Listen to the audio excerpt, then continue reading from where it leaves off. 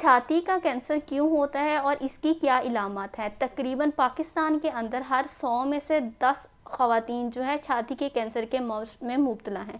اس کے علاوہ اگر دنیا کی بات کی جائے تو تقریباً ہر سال 1.3 ملین خواتین چھاتی کے کینسر میں مبتلا ہو جاتی ہیں۔ اس کے علاوہ 4 لاکھ عورتیں ایسی ہیں جو کہ اس مرض کی وجہ سے موت کے منہ میں چلی جاتی ہیں۔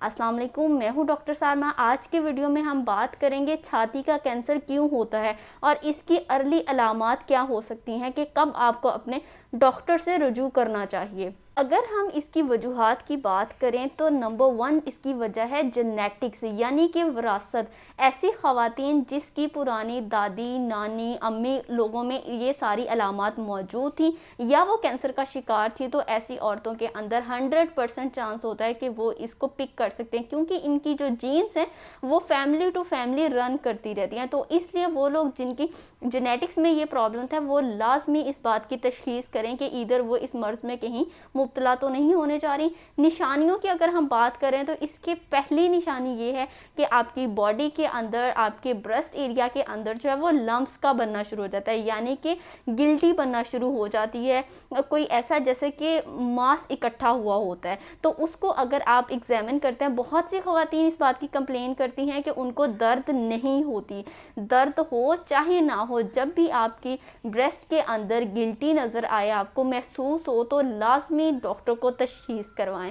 اس کے علاوہ اس میں کوئی فیکٹ نہیں ہے کہ اس عمر کی عورتوں کو ہی یہ مسئلہ ہو سکتا ہے۔ ہر عمر کی عورتوں کو، ایون 20 سال سے لے کر 60 سال کی عمر تک، ہر عمر کے ایج گروپ میں یہ مسئلہ ہو سکتا ہے۔ تو اس لیے سال میں ایک دفعہ اپنی بریسٹ کو ایگزامن کروانے کے لیے سکریننگ اور میموگرام وغیرہ لازمی کروائیں۔ اس کے علاوہ دونوں بریسٹ کے سائز میں اگر آپ کو چینج نظر آتا ہے، ایک بڑا اور ایک چھوٹا اگر نظر آتا ہے، تو بھی آپ کو ڈاکٹر کو چیک کروانے کی ضرورت ہے۔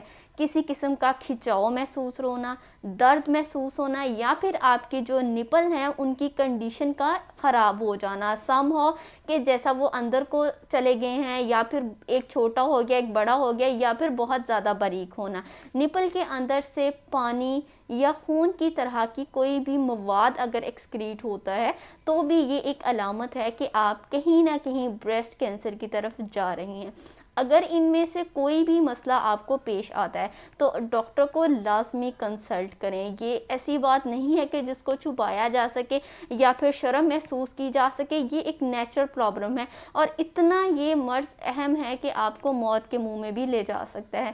تو لازمی اپنا چیک اپ کرائیں۔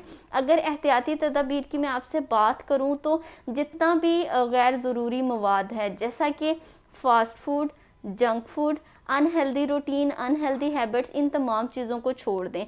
ہارمون کے بیلنس کو برقرار کریں تاکہ آپ اس مرض کی طرف نہ جائیں۔